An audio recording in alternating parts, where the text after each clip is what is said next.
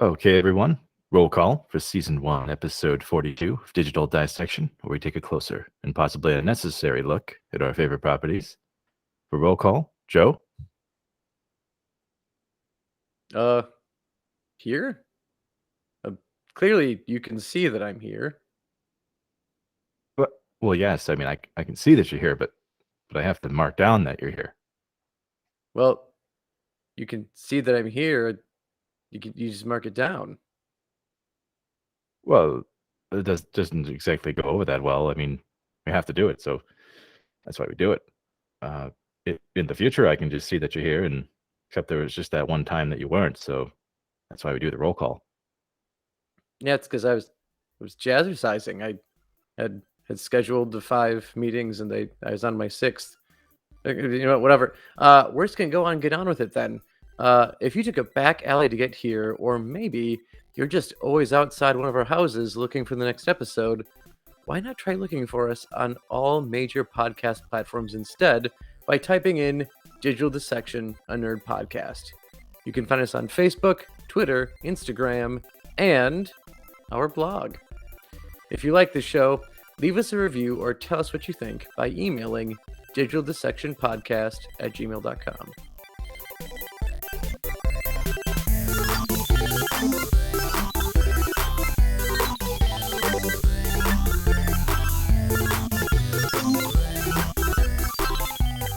Yeah, I remember when we talked about in the very beginning how we had that big old list of, of things that we wanted to cover in this 1st season.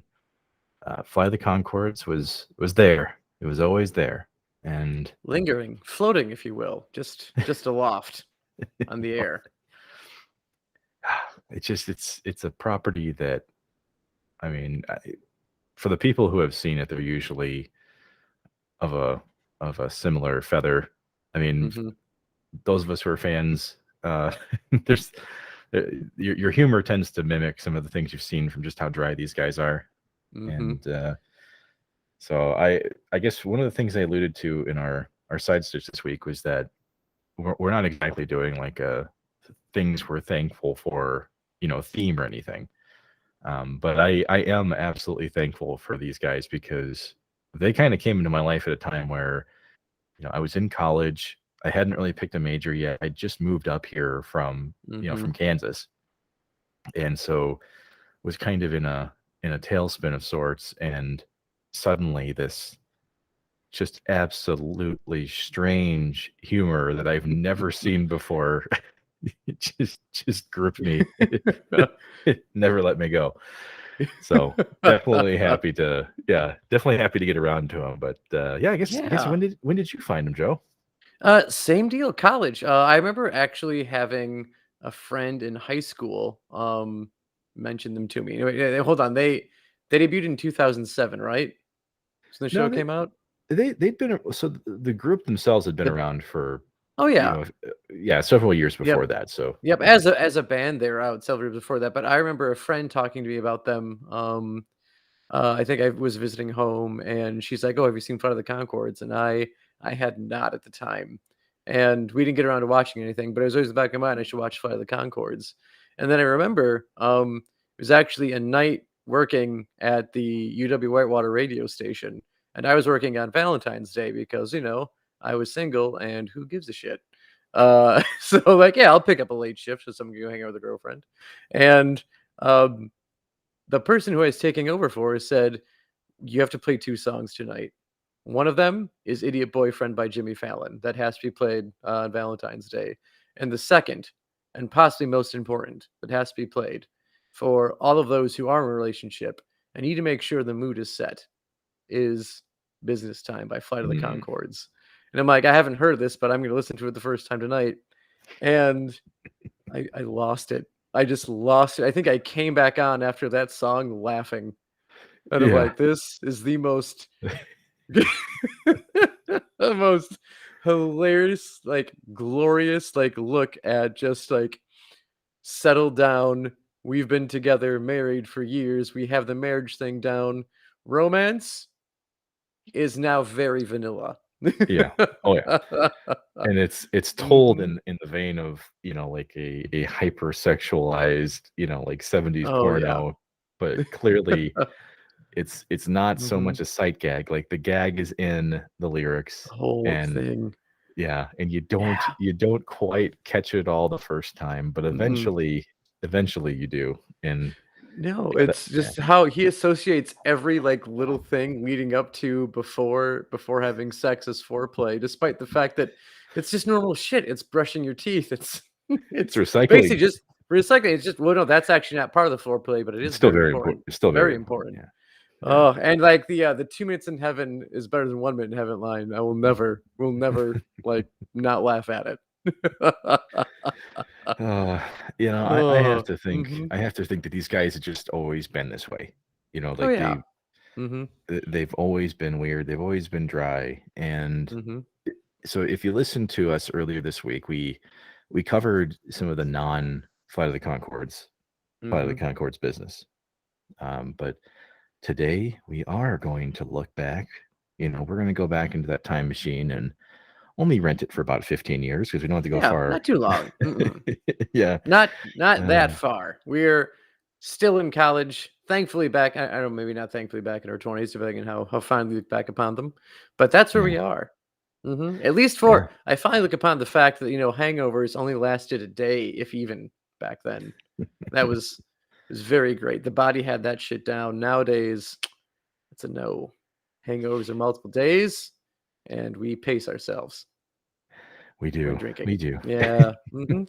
But Yeah. anyway, getting back into this time, this is a period where so if you've read anything on the Concords and where they currently are, I think in a more recent interview is they describe themselves as retired sex symbols. Sex symbols. They in the early 2000s, that's when they were sex symbols. But I mean, even like looking at them, the way that again, like the humbleness about them is one of the things that I really enjoy about these two, because you look at even the way they describe themselves. I believe Jemaine said he looks like an ogre in a library looking for a book, and And yeah. he Uh, described Bret as like just go to a set of like any Lord of the Rings movie and go and there'll be a scene where they're shooting anything with elves, and everyone will look like Bret McKenzie.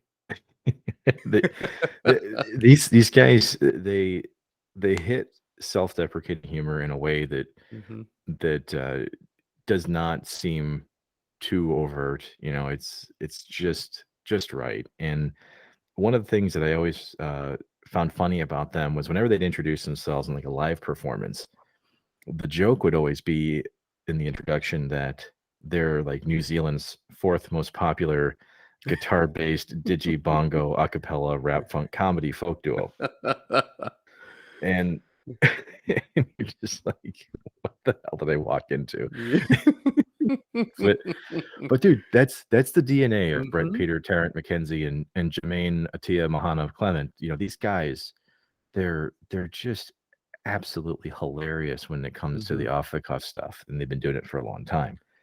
Yeah. So yeah, I mean, I look at them as Mhm, some of the greatest like improvisation artists mhm, that I've ever had a chance to witness, and part of that is involved because of their history together and who they met back at Victoria University of Wellington, mhm. back in the mid to late 90s. They would actually rub elbows with Taika Waititi back then. Um, Yeah, yeah. That makes sense considering how many things that, Jermaine and Taika at least still work on together. yeah, Mhm, yeah. I mean, these guys would meet each other through studies at the university. Jemaine and Taika specifically, like we're still later in film. Um, Brett was pretty much always involved with music mhm. in some capacity, and I think before college he actually was going to like study to be a teacher at one point. So for him, like I always felt like his like musical background and that education slant, it just made him palatable. I don't Oh, yeah. I don't know how to say it other than that. And that's, I mean, the music thing has always been around for him because I know, I think what Bret, his mother was, I think was in ballet. So this is something that's been carried on from even before him and what helped him get an appreciation into it. And another thing that I always liked hearing about these two that I thought was interesting is that when it comes to, like, again, their style of music, this like this comedy duo or even like uh comedic music, they don't really listen to anyone else as far as this goes. They don't really like look for inspiration in other people's work. Is like everything that you see them do is purely just them, like, riffing off of each other. um, so while they are like funny people, they don't like, I don't know, they don't listen to this genre of music that they're such a large part of. I mean, they kind of created their own Mhm. genre. It's because I mean, in the beginning, I think that's what people struggled with was how to Mhm, classify what exactly this was. And in some ways, like folk was like thrown at it because I think of just the independent slant of their music. They weren't attached to any like crazy label or anything. mhm, Um, they weren't being promoted by any celebrities or anything like that. Like they just kind of went the show circuit and it wasn't just always as a band, but it actually was as like performance groups. Because mhm, so they never actually finished their degrees, by the way. So the like Jemaine, Bret, and Taika, they didn't mhm, they didn't actually complete their degrees, but what they would go and do are form several different performance groups. One of them was like this, it was like a concept performance called So You're a Man. And so that was the three of them were directly involved with mhm, that. A somewhat improvised performance, and I'm trying to remember exactly what it was. I think it was just like a modern day man's exploration through the world and everything. um, but they move on from that and form mhm, various different groups. I think the next one they would do, it was called the Humor Beasts. And they just kind of kept going with that. I mean, mhm. Yeah. um, so these were both kind of the precursors to Flight of the Conchords. Mhm, And so it was uh it was in the DNA. They always were doing improv in some capacity. So when we saw them in the mid to late 2000s, these guys had already been mhm. kind of doing this Yeah. stuff for 10, maybe And even it's at 12 least years. a decade. Yeah. Mhm. Yeah, yeah, exactly. So I mean, I that's why I think didn't really feel like they stumbled at all because they've been No. refining and just getting better as they went. Yeah, and Yeah. even like, so when we think of like them actually launching Flight of the Concords, because uh I don't know much about them like actually forming the band itself, because I know at least for like the first season of the show, like the music was the forefront. Like they actually wrote episodes around the music they had already made, and that ended up switching in season 2. But I remember like reading and finding out that this show more or less started out as a radio serial on BBC. Uh, that Yeah. they had even their original obsessed fan was played by Jimmy Carr, Mhm. and some of what he did actually found its way into Mel in the series. But I know they had started doing that because they had, I think, the idea of either, or the opportunity to either go to the BBC and present something or go to American networks and present something. And to them, they grew up watching the BBC in New Zealand. So they're like, fuck America. They're never like, fuck America. Like, no, no, no. But they're like, no, the BBC just was that much more appealing and exciting to them. So they went there and they were offered like a radio serial or radio series.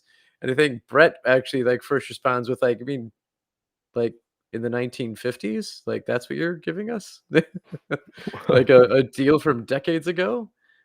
Well, so as a group, Mhm. they did start off as a traveling show, and so that's kind of where the whole folk persona kind of came in, right? Like they would take this show and that's how they had these songs kind of already made. They've been bouncing these around for quite a while.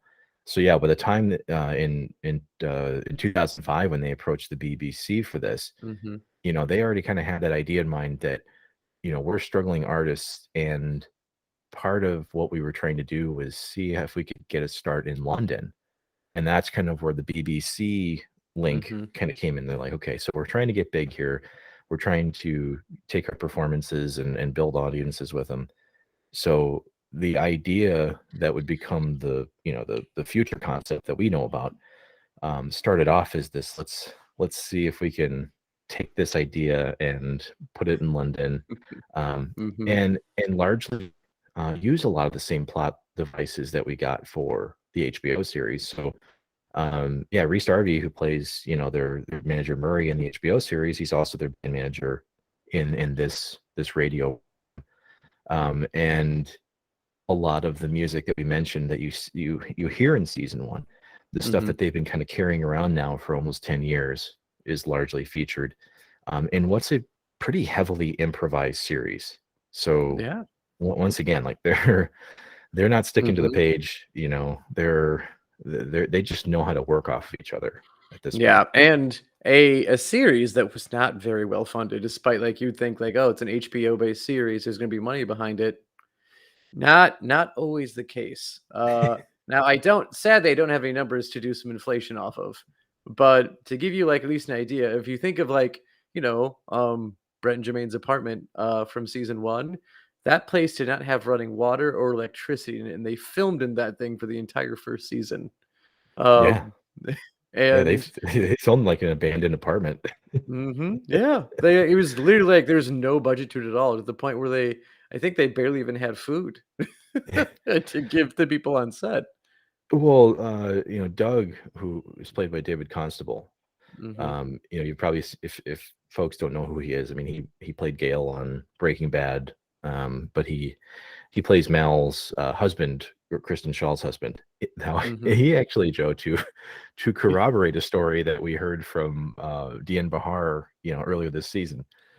He said that the first season like barely had any food on set to eat. They would have maybe a couple sandwiches, and that was it. So another point to the win column for Dian Bahar on is saying that the food is a big indicator of how good things are. But hey, before we get too far away from it, though, as far as developing the HBO series, to kind of fill in some of this space beforehand, so this show would actually be pitched to the UK's Channel 4, like one of their biggest TV stations. It would be pitched to NBC and to TV New Zealand, which is where they actually thought they would have the easiest like in route, right? And they were shot down immediately by TV New Zealand, because I think that when they said like the middle class of New Zealand just wouldn't get it, and they're like, but we're middle class. Jemaine is literally from middle New Zealand, and he's got an executive telling him, yeah, they're just not going to get what you're trying to do. And but I don't know why. Like, but it's just me. Well, and I think that's kind of the point for why, if you're like an aspiring artist, like just never quite give up, because like I was mentioning, these guys are going, kind of like from, bar to bar, essentially, right? Like small venue to small venue. And in 2004, they were literally discovered by an HBO scout who just happened to see one of their performances. Yeah, was that was it a music festival or a film festival that they were at? It was a music festival. Yeah, I think it was. I can't quite remember the story. I just remember that it was almost like like a almost like an MLB scout, just watching players run on the field, So same kind of idea. Same energy. And I mean, that's how, like, I think they got like a lot of people on the show who are staple, like, large names now. Like, of course, we already mentioned Kristen Shaw. She was brought on based off of her stand-up that they had seen. And 30 seconds of it. 30 seconds of her stand-up, like, she's got to be it. She's going to be the obsessed fan. And I think when they talked with Kristen Shaw about that, she's like, no, when they pitched the character to me, they didn't say she was a stalker, but when you read her, she was definitely a stalker. I pretty much assumed that's what we were getting at here. And I mean, up to that point, I hadn't seen her in really anything. No. And so to see her play that role, to just the level of execution that she did in probably the biggest stage she'd been on at that point. I knew that I was going to be in love with that character because of just how strange she was right off the Oh bat. yeah, like she nailed it perfectly. Yeah. And other people you get in this show, you've got Aziz Ansari shows up in the first season of the show. Hmm. He is a fruit cart operator who is apparently racist against New Zealanders. Whoa, And whoa, then it whoa. turns out he actually Xenophobic. xenophobic. I'm sorry, yeah, not racist. He's xenophobic to New Zealanders. And then it turns out he just doesn't like Australians, and he just didn't know the difference between the two. Yeah, yeah, yeah. Quite the turn in that hmm episode. Yeah. Yep. Yeah. Who else did you have? You have Kristen Wiig is in the Yeah, show. She's in season 2. Jim Um, Gaffigan. Jim Gaffigan's Jim also. Gaffigan. Yep. Mhm. Um, and then you got Eugene Merman who plays Yeah, Eugene Merman, Gene. another Bob's Burgers Yeah, reference, and then Gene, he's the superintendent of their building. yeah, I remember one of the first times you see him, he's like, you commonly see him in the elevator with them, and the first yeah. time you see him, he's like, he just holds up like a faucet, and he's like, "Hey, think about putting these in. You guys want to try it out?" Yeah. And then So Jemaine just Jimmy, twists it, doesn't work. yeah, it doesn't work. Yeah. It cuts the scene right there. I Perfect. think Mhm. one of my favorite Gene moments, because what was really funny about Eugene Merman is that he is a musician, and so like you see him Mhm. randomly throughout the series, like just playing instruments, whether it's percussion. There's that Yep. one when Bret's doing like his angry dance, and then you see Gene just railing on a saxophone in the middle of that warehouse. So, Yes. Mhm. so I think that's one of the biggest strengths of this show Mhm. was the cast that was pretty much willing to do anything. Yep. Because Arj Barker, who plays Dave, who runs the Mhm. pawn shop right underneath their apartment, uh, Yep. he was another one of those characters that they went to a stand-up show for him, and they Mhm. pretty much just wrote a caricature of him at that time, Yeah. and Dave just ends up being Just absolutely ours. Yeah. hilarious contrast to them, because Mhm. Arj Barker went on to say that yeah, they wrote a caricature of me, but then he said at that point in time they weren't that far off. Like I was chasing women. I was arrogant, I thought I knew Mhm. all this stuff about the world, and so he was kind of the perfect contrast to butt up against, their The characters who are 2 kinda completely, gullible. yeah. Yeah, Mhm. stumbling. And one of the things that happens frequently throughout the series is their failure at a sex life throughout their time on the show, and that's how the show starts off is with the first episode is called Sally, where we're introduced to Sally, who's played by Rachel Blanchard. Which, are you familiar with Rachel Blanchard at all? Yeah, she was, wasn't she the girlfriend in Road Trip? She's a girlfriend in Road Trip, and also like I remember seeing her for the first time, well, not for the first time I think I saw the series Clueless. Like, do you recall the Mm, the TV series? yes. She was the main character in that one, and why am I forgetting, her character's name? Literally the main it's the same person that Alicia Silverstone played in the movie, but I digress. I remember one of the things that I thought about when I saw her in Flight of the Conchords is, like, "Man, this looks a lot like Maggie Lawless." Not Law Lucy? Lawson, not Lawless. Yeah, no, Oh, Lucy, not oh, Lucy Lewis. I Maggie was like, Lawson, who, okay. was in Psych, if you recall. Yeah, yeah, yeah. Yep, and funny story about, like, not funny story, but crazy story about that is that, Maggie Lawson actually on kind of like the advice of, I believe, a professor, like, ended up moving with her entire family out to LA to chase an audition for what she heard was a Clueless TV series based off of the movie. And, like, literally, like, her family, like, sold all their stuff and moved out there with the hopes of her getting this role. And it turns out by the time she got there, Rachel Blanchard had already been cast, um, for Damn. that for Cher. That's what it is, Cher, that's what it is. Um, but yeah, so I just thought it was crazy. I'm like, "Oh, yeah, looks like Maggie Lawson. Oh, no shit, she's the one who, took that first job that Maggie Lawson was hoping she was gonna be perfect for." Um, Okay. but Well yeah, well, so for she plays Sally. Yeah, I was gonna say perfect Sally moment, man. Just Mhm. kinda tore your heart out. Yeah, that's kinda what Sally does on it twice in the 1st season, actually. Yep. You you know, okay, so before we dive in too much to the 1st season, Mhm. one thing I wanted to mention to people that can go out and listen to this, because we love to drop this kind of stuff. But, like, before the show came out, there was a documentary that Bret and Jemaine put out, and it was one of their first trips to the United States. Did you ever see their South by Southwest Festival documentary? I did not. Okay, Joe, I'm gonna have you watch this one day, but for the folks that haven't seen this yet, Flight of the Conchords created a documentary called A Texan Odyssey. And it honestly feels like it's its own episode of like an early version of the show. The guys play almost the exact same character. And one of the funny things is that like from the very get-go, uh like they take different ways to get from New Zealand to Texas. So, like Brett just takes an airplane, right? Well, Mhm. Jermaine's jumping into a kayak, and it shows their journeys on the map as they as they traverse. So they it's actually really, really funny. It's like a time capsule for these guys because you get to see some pretty awful facial hair, that I don't even think was in back in 2006. But it it just goes to show you that these guys, they're not exactly ad-libbing some of their personality traits. Some of the some of the ways they are, that's just the programming. But the reason why I wanted to mention this before we got too far away from it was that Mhm.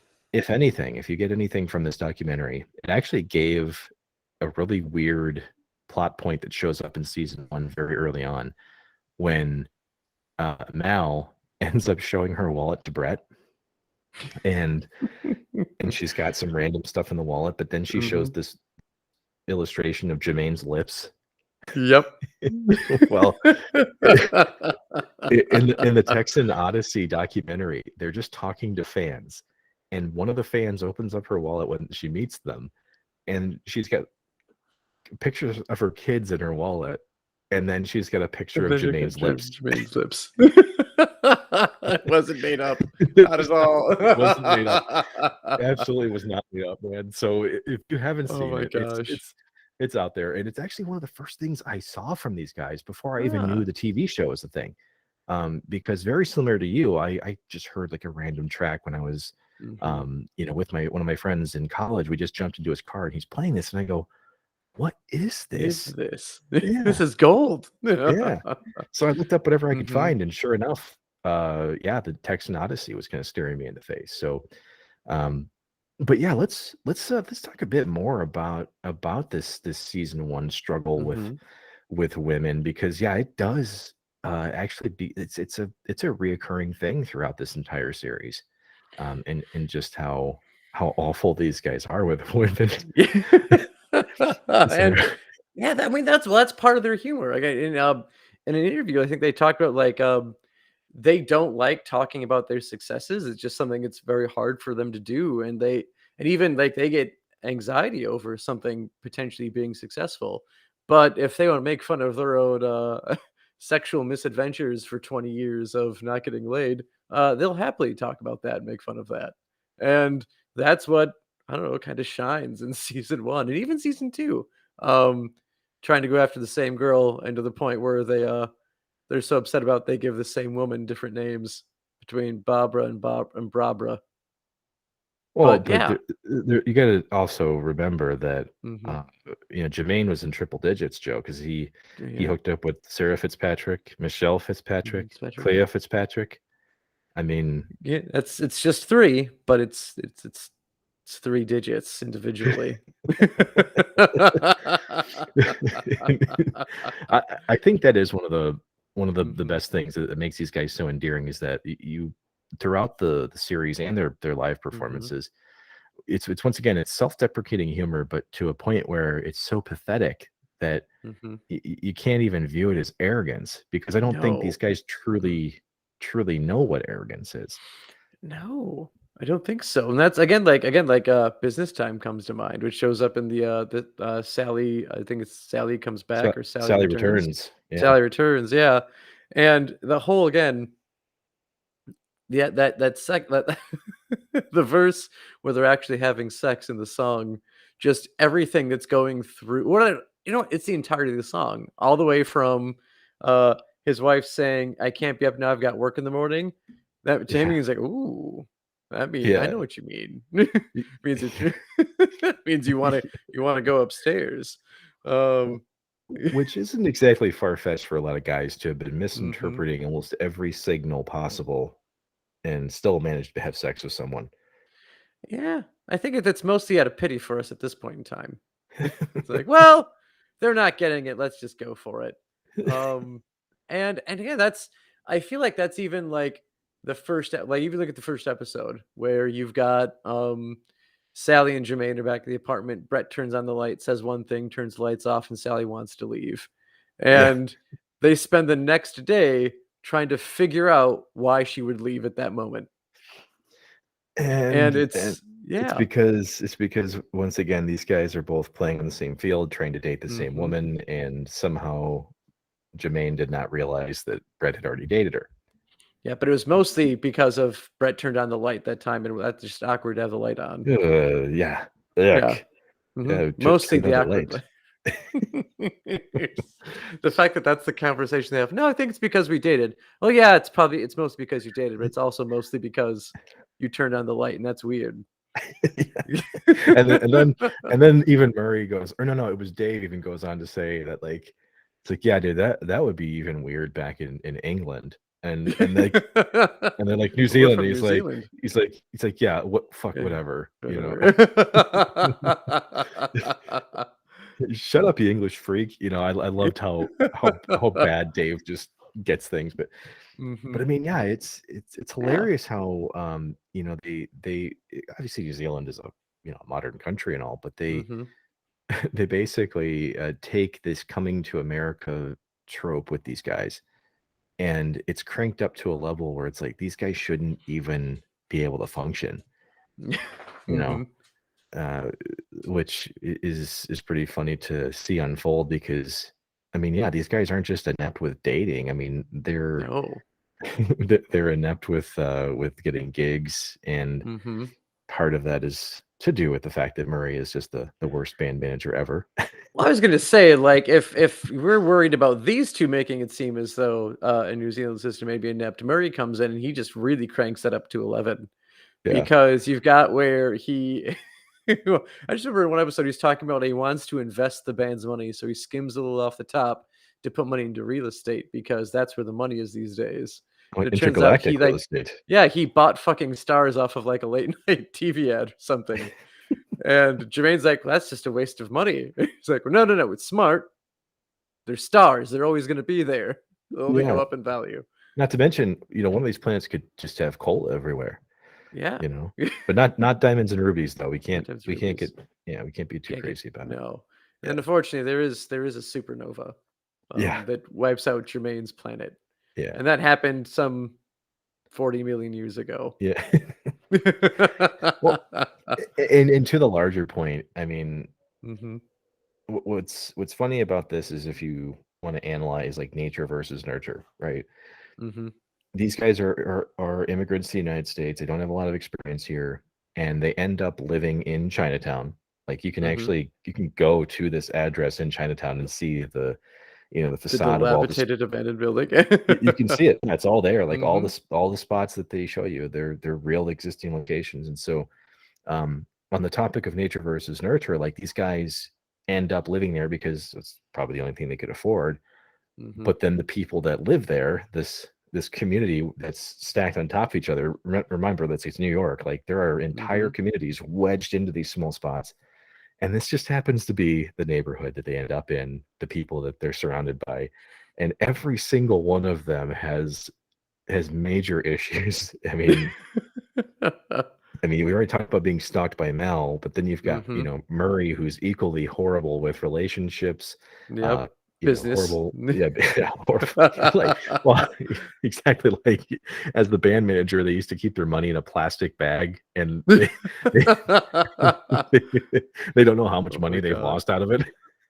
So so they spent some money to buy the box, which, Mhm. is helped clear that up, um but I think that's the funny thing to kind of sit back and analyze for a moment. It's like, Mhm. yeah, sometimes you're a product of the people that just happen to live nearby, and these guys came to trust these people and accept their truths as Mhm. reality. So all the horrible advice they get from Dave, uh, all the horrible advice they get from Murray, like From me. to take Mhm. alleyways, and to stay Oh to my dark god. spots, traveling at night.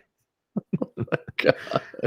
Oh, Oh, Jesus. Even, like, the one thing that always stands out with me too is when they try going on tour and Murray has, like, their contract written up, and they're supposed to get a tour bus, but he can't afford a tour bus, so he just crosses out and writes down Honda Accord. well, it's because Yeah. he had written it up for a rugby team at one point, Yeah. and he just adapted it to the Fly of the Concords. Couldn't even make new forms. He just literally just tried crossing other ones and had them sign it. Yeah, it says here we need to do squat thrusts. Like, it's like, no, Yep. no, no, we're not doing the Uh-huh. squat thrusts. Yeah. Yeah. I mean, it's just Mhm. ineptitude. I mean, in every possible direction. But as far as the function of the first season goes, because I want to focus on season one for a few reasons. Mm. Mhm. One of them is the fact that the show was written for the music of season one. Yeah. Mhm. And so it's pretty apparent that they took the material that they've been using for quite a long time that was already funny, and Mhm. sure enough, the inspirations for those songs ended up being just as funny as the song itself. Yeah. So that made up the fabric of season one, Mhm. taking, which at that point was about three CDs, I think, because at that point they had Folk the World Tour. Yep, then they had the They self-titled one, which was just Flight of the Conchords, say, right? well, they had the Distant Future before that. Ah, okay. And then they had Fly the Concords, because that Mhm. was like the music based on the show, right? Yep. So the Distant Future is where we end up getting like Business Time, Mhm.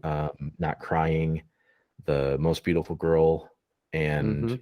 And Robots. that the distant, yeah, the robot, Yeah, yep, mhm. yeah, the Distant The Future distant Robots. future, the year 2000. Affirmative. Yes. And honestly, I mean, those songs made for some pretty damn funny episodes that, Yeah. I mean, they the music might feel disjointed, but then when you realize, Mhm. holy crap, these guys have been performing this for, you know, almost 15 years already. Like, Mhm. it just made sense. So, I mean, in that first season, I would say that the music obviously makes the season for different reasons in season two. Mhm. So in season two, the music was really, and we've actually already kind of talked about this, how the music in season one, the gag is in the music, Yep. right? The gag is in the Mhm. lyrics, not so much the function of what you end up seeing. And in season two, the songs are kind of written for the sight gag. Mhm. So you end up, the visual reinforces the song being funny, Yeah. as opposed to And this dynamic in one. even though, like, that formula is different, like, it doesn't translate to be any less funny. I would like to point that Mhm. out right now. Like, even though, like, yeah, the music definitely was the heart and soul of the first season, the music in the second season is just as good. It's just as funny, and like it's again well woven into like what's going on in the episode. But thinking like you said, sometimes the music seemed like almost random to what was going on in season one.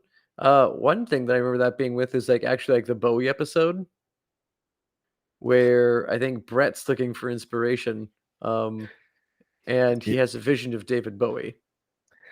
eh, which is very true. This is one of those Hmm. stories where you may think it's just written for the show, but I mean, Yep. these guys have real body image issues. Hmm. And during the season one of the show, I'm pretty sure that Jemaine got pneumonia and Bret was sick almost the entire time, Hmm. just because of all the cold weather, the traveling. the late nights developing music. Yep. So not to steal your thunder here, but the body image issues were real because these guys were like skeleton. They said they were skeletons by the end of season 1. Mm-hmm. So yeah, this whole thing about Bowie feeling random. Bowie's actually one of their oldest songs. Yeah. And the goal, I believe, was actually to have David Bowie be on that episode of the show, but because he had just been on extras with Ricky Gervais, he couldn't cut the double appearance there. And speaking of cutting, I know where this is going. yeah. So because they couldn't get David Bowie to be in the episode, Jemaine played David Bowie as visualized by Bret. And I think they even commented on that. It's like, no, I'm Bowie, but this is just the way your mind is visualizing me right now. Yes, And so I'm David Bowie from the music video Ashes to Ashes. because it's like, because I mean everyone loves Bowie, right? But there's even people that like who have seen like David Bowie from the old days, and they wouldn't even know where this stuff came from. No, And, well, I mean, it's the same thing with fucking Labyrinth. Like, what the fuck, Goblin King? Like, why are you wearing like spandex that is suddenly like vacuum sealed to your junk? And that's all we see in the movie now. Which we've referenced that bulge on this show many times. Yeah, that's how ingrained it is. We saw it once in the 1980s when we were kids, and it has not left us yet. Yeah. Well, I'll let you tell the story of what happens to Jemaine, but before you do that, he actually enjoyed, for the most part, being dressed up as Bowie because they were trying to decide, since David Bowie won't do it, how do we facilitate this? And Jemaine enjoyed the makeup and the production so much that after one of the first shoots, he just went out and walked the streets of New York dressed up as Bowie. I can see that. Yeah, and the funniest part was Kristen Shaw was also out there like just getting food, taking a break, shots, and she sees him and doesn't even recognize him. and she's actually freaked out thinking he's one of these like weird street performers or something. So like she's staring at him for a while going, yeah, I don't know who this man is. Who is this? Yeah. So Kristen Shaw was completely blown away. She had no idea that it was even Jemaine at first. And if you see this episode, like honestly, I could see how it would take a second, maybe even a minute, to realize that that's Jemaine. Like the amount of makeup that is on him to try and Boweify him is considerable. Yeah. Oh yeah. Yeah. But I'll let you tell the story because since they had to improvise here with the costume, that led to some interesting happenings, didn't it? Yeah. So if you see it, it's a pretty tight silver costume that Jemaine is wearing. And if you've ever worn like fairly tight spandex or really tight anything, perhaps maybe your wedding band is getting needed for readjustment, you'll know that the way your body reacts to something to being too tight is it swells up because the blood just won't circulate anymore. And that's what happened with Jemaine. And he had to be cut out of that silver David Bowie suit. Oh man, the things you do for your craft, right? I mean, you struggle for your craft, you suffer for your craft, for your suit. Speaking of suffering, that in that same episode when Bret begins having these body image issues, I think one of my favorite moments from season 1 is when Jemaine recognizes this and he writes the Bret, you got it going on song, where he's basically complimenting Bret in an escalating series of strange ways. But and I don't want to take away from it because if you haven't listened to it, it's really fucking funny. But he ends up having Mal kind of go to bat and go, hey, look, I want you to help Bret feel better about himself because he's really kind of down in his luck right now. And her way of overcompensating is to pretty much just put Jemaine down in front of him. And one of the funniest lines from this first season is when she's complimenting Bret, but she says that it's like, Bret, you have very, soft features that people would perceive to be classically, handsome, where Jemaine's features are too deep set and can't possibly be viewed that way. and then and then Jermaine's like, oh, that's a nice compliment for you. He's just like, that's enough. That's enough. Yeah. I mean, those are the types of gags that they execute so well in this show. Like there's not really any character that you meet throughout this series, except for some of the side characters that aren't the main build. Like we're talking the NPCs of New York. But anyone who's featured on this show, for the exception of Coco, Bret's girlfriend, she's very level-headed. But everybody else is they're not in the middle. They're always tilting far one way or the other. And yeah, I always remembered that line that Jermaine's features are too deep set to be classically handsome. And then even when that's over and Mal's walking away, she is so excited thinking she helped. Yeah. Oh yeah. She's just like, yeah, big thumbs up in the air. And Jermaine's just like, go, just get out. We're done. We're done. You've done enough. Oh my god. I will say this too. Like, if you just listen to the soundtrack of Flight of the Conchords that was based on this first season, you actually would miss some of the decent, some of the fun tracks that are in this show that they wrote specifically for it, or maybe adapted for it. One of my favorite tracks from season 1 was the Tape of Love, or whether it's called the Tape or whatever. And this is the episode where Jemaine thinks Coco is breaking up the band. Oh, and they sing it at the very end, where they're saying that life is like retractable pencils. If you push them too hard, they're gonna break. That was kind of the strength, I think, in the fact that even the prominently featured songs in season 1, while they're great, even the bridge music that they chose to put into the season was fantastic. Yeah, and I still sing along to it to this day. Oh yeah, it's hard not to. Fucking Fudu Fafa, I love that song. Oh, it's God, yes. entirely in the rudimentary or fundamental French one that they that they have. I remember I can't remember the comedian's name, but I just remember he made this hilarious comment where he had to deal with someone speaking fluent Spanish. He's like, all right, let's see if my 2 years of Spanish 1 will help get me through this conversation. And that's what's happening in this this song is that again, it just plays off the whole they're terrible with women. So they're just trying to act like they can speak French to go out with these women because they saw them at a French bakery. So they just get this idea that they probably speak French, and that's where the song just kind of visualizes or appears in the episode. And that is, despite the fact I've never taken a French class, never attempted to learn the French language. I've never been with French women who could teach me the French language like our favorite assassin has. I will happily try singing along with this song every time that it comes on. Which that's what's really funny about that song, is that it speaks to the ineptitude of these guys, even in their fantasy world, because they're trying to speak French to women that fluently speak French, and all they're doing is naming foods. And oh my gosh, the voyage de la supermarché. And that's all they're doing. Yeah. Jus d'orange. And instead of with fish, they just call it Jacques Cousteau, because they don't know fish, but no, they don't know. They don't know. They know fish, but they know Jacques Cousteau.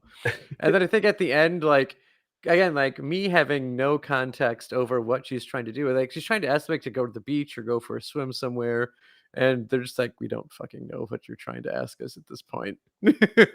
So at the end of the song, you just hear the French woman break down and parlez-vous le français? No. No. Oh.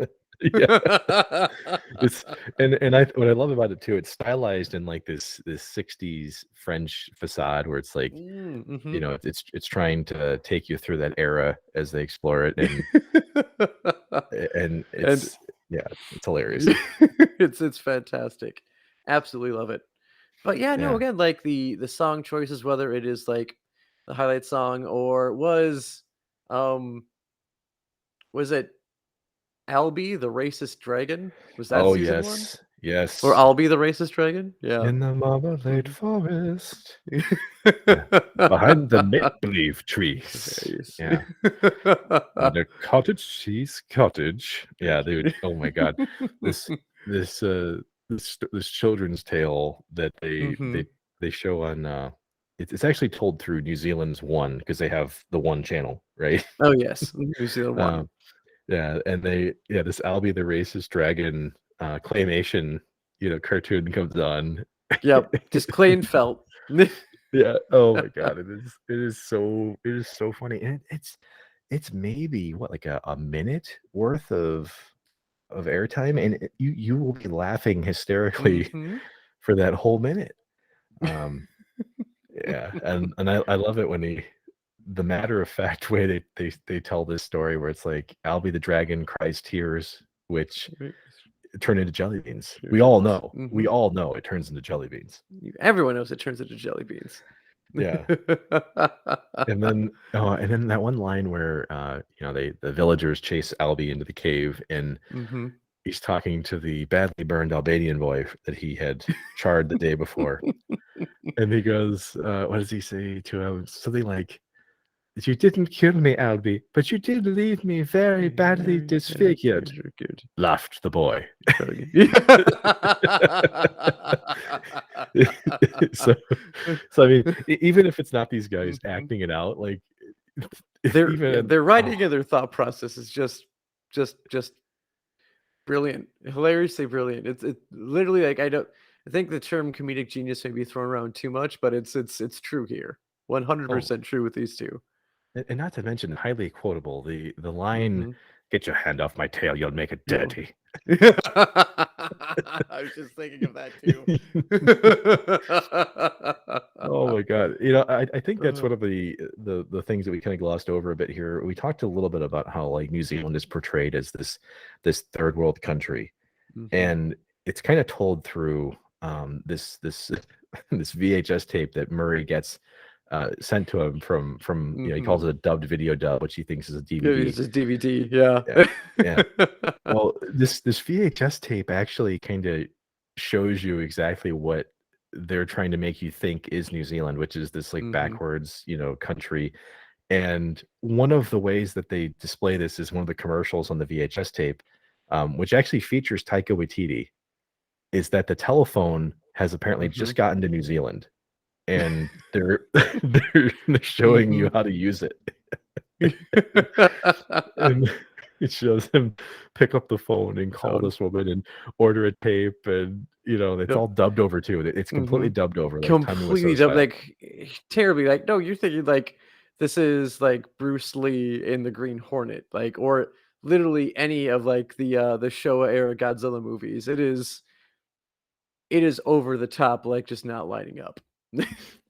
Yeah, it looks Mhm. like it has like like a beer colored filter on it. Mhm. It's just Very hazy. yeah, it looks so old. And then Yep. it ends in such a cheesy way with Taika, where it says, "The telephone, you make the call," and it shows him like fist pump at the end. Oh And my god. and then even when you're not seeing the TV, like you're just listening to it, Mhm. they say like, "You're watching New Zealand's Yep, One New Zealand channel," One and you're channel. like, They're trying to be the BBC. They're following the BBC's format, but they only have the one channel. they just have the one. Oh Yeah, my god. And other yeah. things they do that with, is, like, just the posters in Murray's room, they're promoting New Zealand.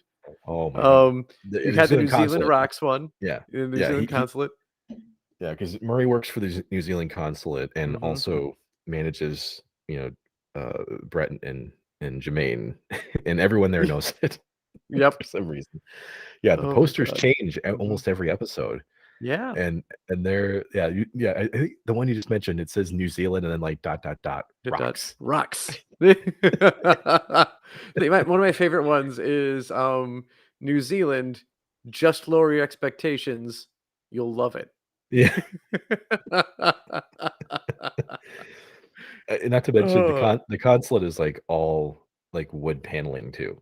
yes, like the old like 70s, 80s, like wood paneling that stuck around for 2 decades too long, and at least until the early 2000s, if you're my parents, that wood paneling really hung in there. But that's the whole building, or at least Murray's office. We can maybe assume the rest of the building, modernized a bit, but Murray also got Windows 95 in, like, 2008, so Oh yeah, yeah. Which is Mhm. another like gag they constantly kind of show is that, Murray's ineptitude knows no bounds. I No. mean, he thinks that he's getting CDs made from Mhm. um oh god, why am I I'm gonna blank on this. Um Quincy Jones. He thinks that he's talking to Quincy Jones's cousin or something, Mhm. and and the actor that plays him is freaking hilarious. I can't remember his name, but like I've seen him several times. And then he ends up selling Murray like one box of actually like burned CDs, and then like 3 boxes full of sawdust. Oh my god. Yeah. Oh my god. Oh, and isn't it that doesn't Murray get the 3rd Concord at the end of the 1st season? Is that how he shows up? Yeah, yeah. Murray actually, Mhm, this is after he had dental work done, so he was still on mhm. like laughing gas, and Yeah, he just meets some guy playing the bongos and thinks, you know what? mhm. Why don't you join the show? Yeah. Yep. Which reminds me, and Mhm. speaking of comedians, this is where Dimitri Martin actually cameos for a couple episodes Yeah. Mhm, as the original Flight of the Concords with Jemaine when he splinters off from that. mhm. Or no, sorry, with Bret. With Bret. Uh, yeah, they have the two bands because there's the rift that occurs. Uh, And doesn't it turn out that the 3rd Concord, um, was just ripping off one of his earlier songs from his own solo career?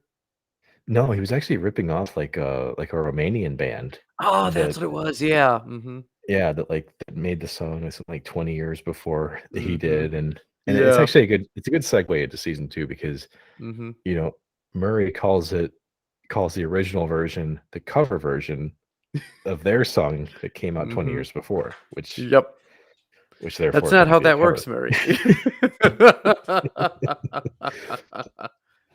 And that's what's I Mhm, think what's really funny about season 1 and 2 is that typically you're expecting, like, eh, the averages to not, like just when it comes to ratings, like, mhm. you're not really quite sure what to think when you've got, like, an independent made 1st season for the most part, even though it's HBO, like you mentioned, there's not a whole lot of money in it. No, not S really.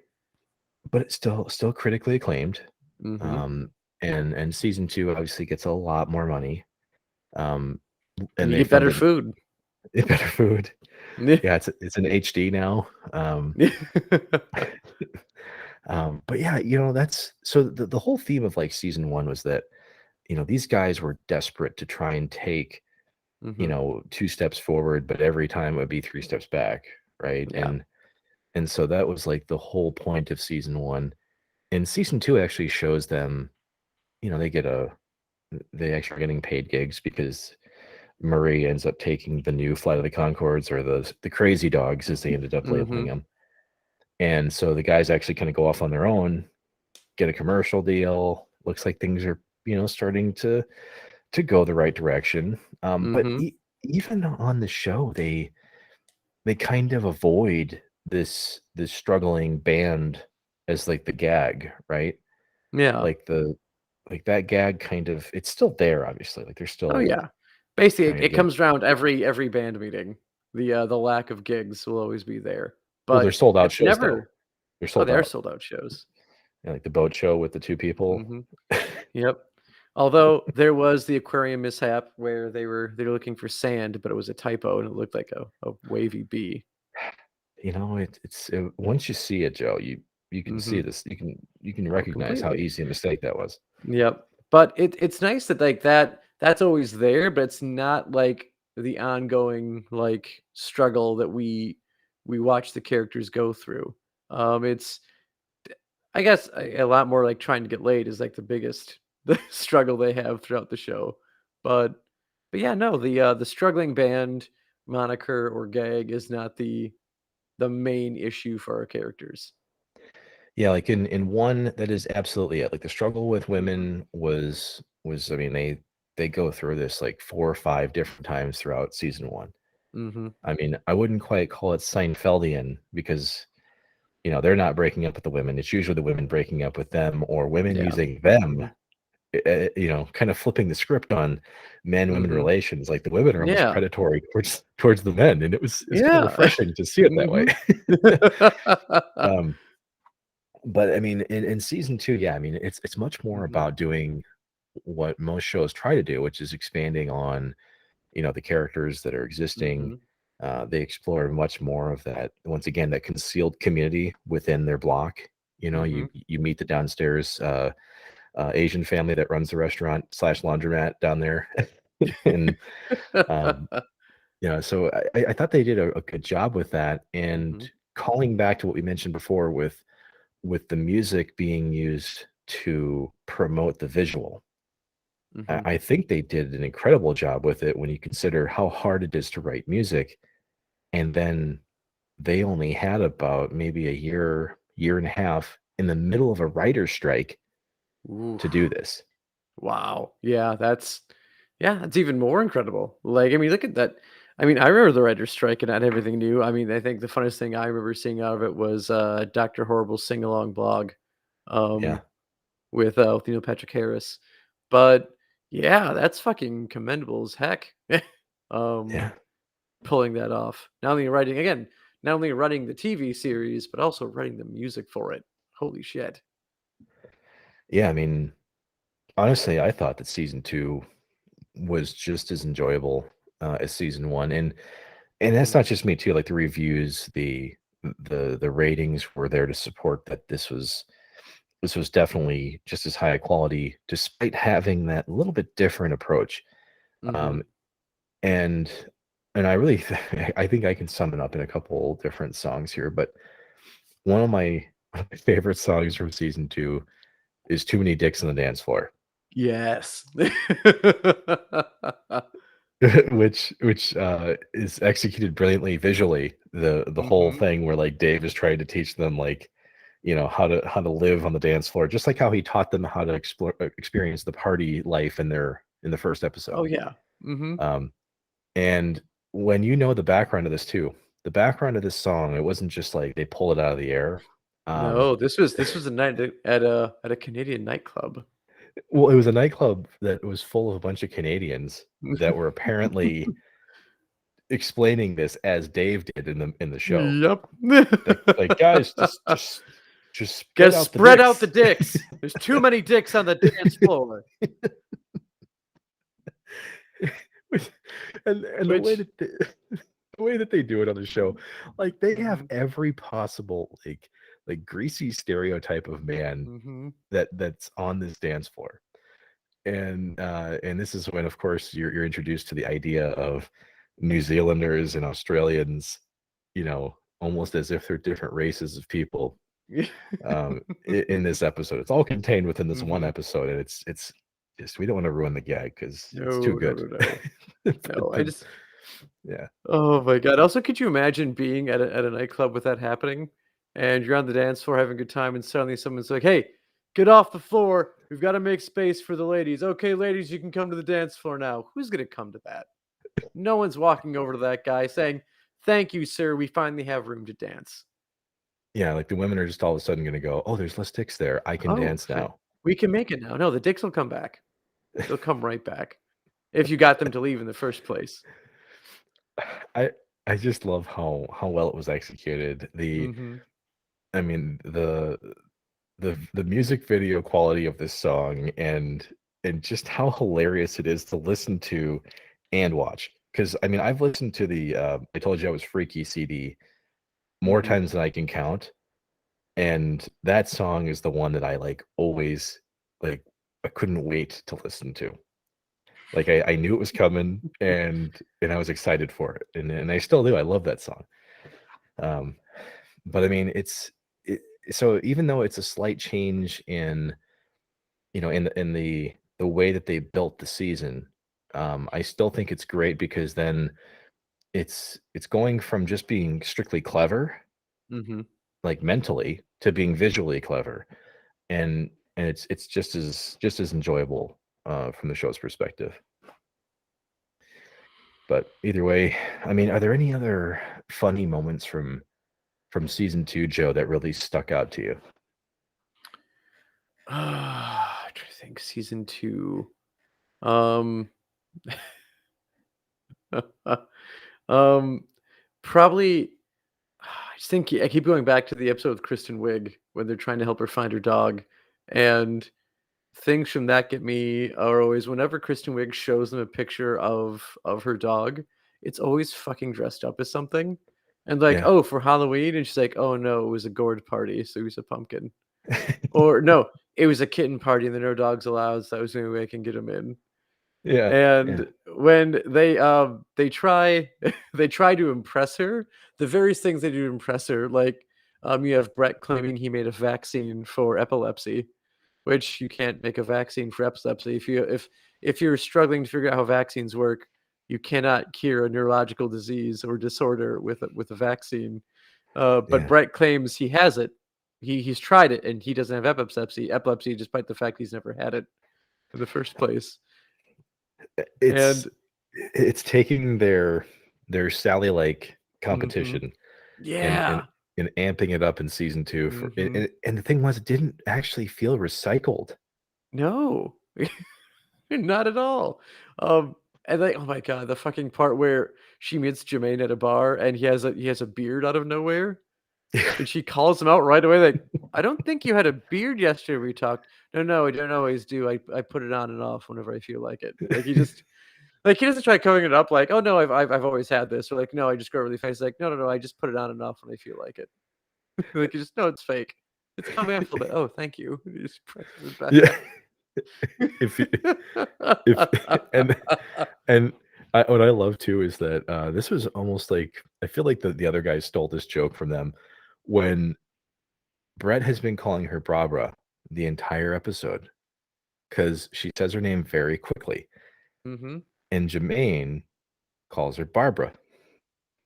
And when they finally explain it later, it's like, no, her name was Barbara the entire time, and Mhm. it was like, it was almost like Christina in The Other Guys, it Yes, was Christina, yep.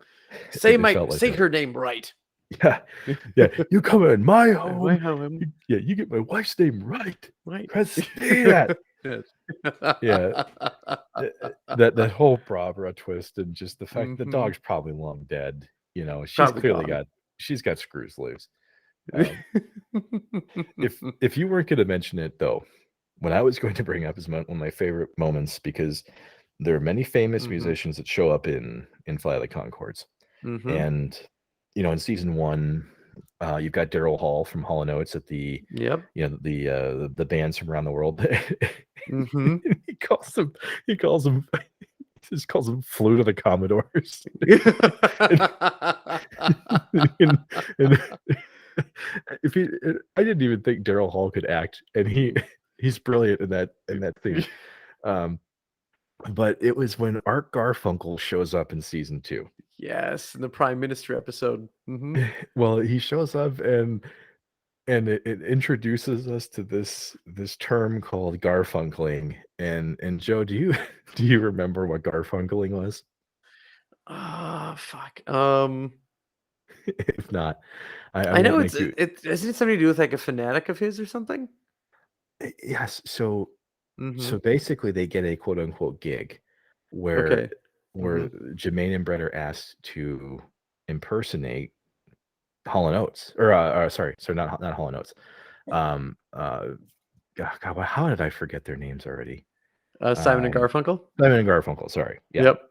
I knew Garfunkel. I forgot Simon. How the hell did I do that? Anyway, Mhm. so they're impersonating Simon and Garfunkel, and while they're there, this woman who dated Art Garfunkel notices Jemaine and asks him to continue to wear his impersonation outfit as part of their dating slash, sexual Oh no. experiences together.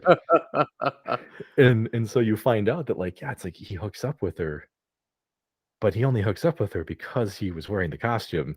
So he Mm-hmm. continues to wear the Wear the costume, costume. and she calls it Garfunkling. And, Oh my god. and so once again, man, it's like it's the show Mm-hmm. shifting from just being, and they're still clever. They're still clever throughout this season, but it's the fact that you can take sight gags like that, execute them so well, Well. and Mm-hmm. still have great music behind Yeah. it. I mean, I think a lot of this has to do with the fact these guys are obviously very creative people. Mm-hmm. And Joe, it's not even just like some of the music that I've mentioned. Like Mm-hmm. if you listen to the I Told You I Was Freaky CD, the Carol Brown song when Jemaine dates the Australian woman and they create the Mm-hmm. song about the ghost of his girlfriend's past. Mm-hmm. That song functionally is beautiful to listen to. Yeah. I mean, I love that music just for the music, but then the lyrics are also hilarious. And that's the part that I kind of grew with in this show is that, yeah, they pull you in with really funny music, really funny personalities. But the longer that you're with Flight of the Conchords, you will continue to appreciate the nuance that they bring to the show, to their performances, to their improv. And it all lives in this series in like a 2-year, time capsule. Yeah. And And like it's a 2-year time capsule, and a kind of Seinfeldian is they choose to go out on top. And it was out on top and undefeated, because I know like their anxiety over success of the first 2 seasons got to them so much that during season 2 they told, I think, the producers to, like, never tell them if they're getting picked up for a 3rd season. So that way, in the event at the end of season 2, if they decide they didn't want to continue with the show, they could do so without the lingering idea that they're being canceled. And so they were never told if there's gonna be a season 3, and when that happened, they decided to walk away after 2 seasons without the crippling anxiety of being canceled. well, I think it was a combination of things because these guys went through a lot of hell to be able to write original music for the show. They repeatedly said that, it was the second album syndrome that a lot of bands go Mhm. through. Yep. And they were asked to do it in a very, very short period of time. So they had that kind of working against them. The show was a lot of work. I Mhm. mean, you can see it. They put a lot of work into that show. And I think that's one of the lasting legacies of this show is that you see it in the final product. They were not dragging ass making this show. And that was a lot of it too. You mentioned the popularity. Mhm. Like Bret McKenzie, he didn't give a shit if he was popular or not. No. Like he didn't give a shit Mm-mm. if he was a celebrity. And that's a big reason why he's kind of pulled back so much. Yeah. Yeah, like He does not appreciate not or appreciate. He does not like being in the limelight very well. I think they even talked about how, like, even at the Oscars, he looked bored. I think Jermaine even said, like, he looked bored during it, yeah. when he won. And when he was asked about that, it's like, "Well, why? Like, you didn't take any sort of enjoyment from getting that sort of acclaim or praise?" And Brett, like, pretty much instantly pointed out that I was just exhausted and tired and bored because I had literally been scheduled for 500 interviews before that to just talk about my success with the Muppets movie. And he's like, he was just over it. Like he hated thinking about, well, not even thinking about, but continually talking about himself that much. It wasn't for him. Didn't like it. Yeah. I mean, I can respect it too. Hmm. I really can. You see some of these celebrity profiles out there and they live for the celebrity side of it. You know, Mhm. like it's think of every reality star you've ever seen, right? But then when you get truly creative people, and the fact that you get a chance to see someone like Brett McKenzie and Jemaine Clement working together, and we get this product. Mhm. You know, these are rare things. Like, I mean, we we didn't we didn't see anything like this before these guys came out. Mm-mm. And I think that's really the legacy of Fly the Concords, is that you have it's not even something that I feel like is a time capsule for like the late 2010s, because it really isn't. It's a story we've kind of seen before, in people coming to a foreign land that they don't understand, and they're trying to Mhm. figure it out. But instead of the the heartwarming rags to riches story, you end up getting people who continue to find hard luck, and they might get ahead a little bit at a time, but they'll never truly get there. Mhm. And that's what I thought was really funny about it, was that your expectations, they're actually subverted at the end of this series. Yeah. Yeah. Mhm. And it can be done well. Yep. You know, it can be done well. So that's what I thought Mhm. was really funny about it. It wasn't like the end of Seinfeld where people are just like, No. "Wow, I'm so disappointed with this," Mhm. you know? But at the end of the Flight of the Conchords, we didn't really know that we were only getting 2 seasons, right? Yeah. Mhm. But at the end of the day, man, it's a it's a fun 2-year journey that I hope maybe some folks tuning in for the first time will go back and check out, because it's absolutely worth it. I do too. And I do like how you pointed out that this wasn't something that was really done before, because I think some people um, may try drawing comparisons between this and Tenacious D, who also got kind of like their really big break off of an HBO series. And you may think it's the same idea because it's, it's a comedy musical duo, but Tenacious D was a very different show compared to the Fight of the Concords. And with Tenacious D, I feel like what was at the forefront of that show was that struggle to find a gig, was the struggle to make it as a musician, and that was the focus of the show.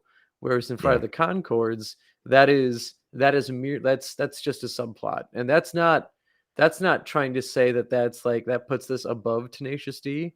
It just says it's a different show than Tenacious D, because I don't believe that. Like, I loved Tenacious D, still do. It's a great TV series. Absolutely love that band and their music.